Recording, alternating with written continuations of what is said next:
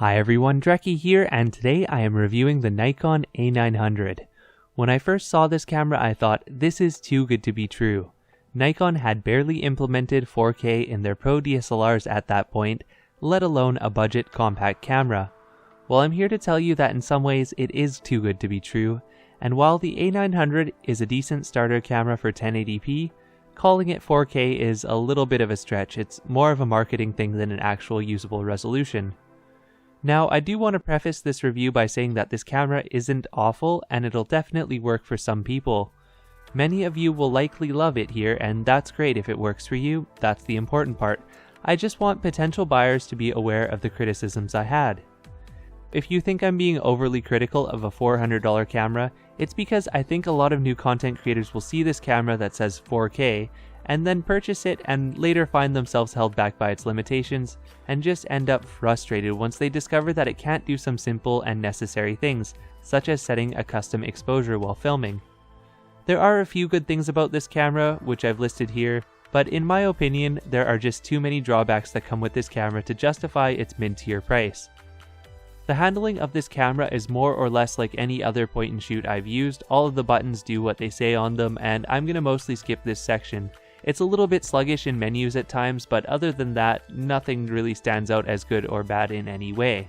Since this is a video quality review, that's what I'm going to be focusing on now. So one thing I've seen a lot of vloggers do is hold the camera out at arm's length and talk straight to the camera while they're walking. This is just a test of what the stabilization looks like. As I'm walking and talking straight into the camera, I'm just holding it out in front of me. There's nothing special going on, no stabilization rigs, nothing like that. This is a good test to see how the camera focuses, how the audio sounds, stuff like that. So right now I'm in 1080p mode in order to get both optical and hybrid stabilization, the pixel level zoom. The thing is, I don't know if this lens is wide enough angle for this type of filming, because I'm holding the camera out as far as I can right now, and my face is almost entirely filling the frame. I'll try it in 4K again to see if that makes a difference, so let's do this next shot in 4K. Whee! One little feature Nikon's included that I really like is to do with the flip screen. When you flip the screen up, part of the screen is covered by the camera body, and to get around that, Nikon's actually compressed the image to a smaller part of the screen so you can see everything that you're filming. That's a nice touch, for sure. So this is me walking again without the hybrid stabilization turned on, just the one type of stabilization. I had a lot of hope for this camera because it's from a major brand name who has some good quality gear, but while shooting with this camera is not exactly unpleasant, I'm glad I didn't buy it for one major reason. I could not for the life of me find any way to set video exposure. Nikon, please. This makes the camera entirely useless to me and a whole host of content creators who work in weird lighting or their own home setup where the camera just can't decide what the proper exposure is. And that's on top of the A900's so-called 4K video being worse than my LG G4, which is a nearly 3-year-old smartphone. The biggest difference I noticed is in shadow and highlight details and overall resolution. If you take a close look at the G4 video compared to the A900, the G4 is able to maintain a more neutral exposure with significantly higher detail in the shadow areas around the trees. On the G4, I can also read text on signs easier, and there's less noise overall.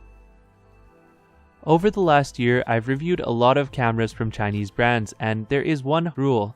If the camera cannot do 1080p at 120 frames per second, it is incapable of doing real 4K because the processor can't handle enough frames. Well, Nikon's A900 doesn't do 1080p at 120, and that's what initially intrigued me to review this camera. I'm not saying that Nikon is faking 4K, but it just seems like the resolution of 4K isn't there compared to competitors. One thing I mentioned at the start of this review is that the long zoom is fantastic, but there are some sacrifices that needed to be made in order to accommodate this zoom in this small of a body. Most notably, the image sensor is a smaller size than competitors. A smaller image sensor means a lower price, but it also means less light gathering ability than its bigger brothers, the G7X, the RX100, and the Lumix LX10. In lower light it really shows. Video from the A900 is crunchier, noisier, and has less detail than those other cameras. Because of its smaller sensor, dynamic range, meaning detail in shadows and highlights, are lessened compared to even my smartphone. It's worth noting that those cameras are significantly more expensive, but for anyone who is going to be filming seriously and is going to start making money off of their videos, even become a YouTube partner, it is worth saving up for them. Unfortunately, Nikon's stabilization also can't keep up with that long zoom lens.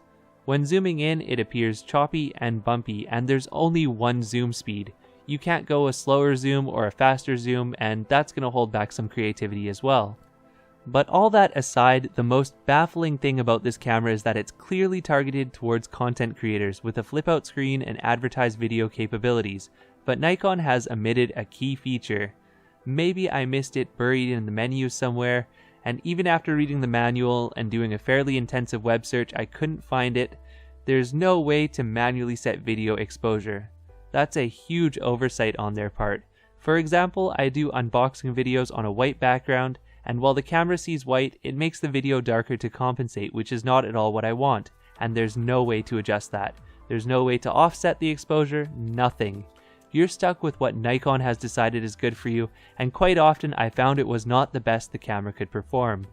Seriously, if you know of a manual video exposure mode on this camera, please tell me and I'll redo this video, because I could not for the life of me find it, and I spent several hours searching and trying every button combination.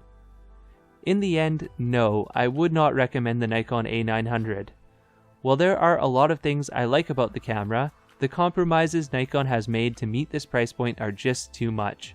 My recommendation is to use what you've got, your smartphone, your older point and shoot, anything, until you can afford something better like the G7X Mark II or the RX100 V.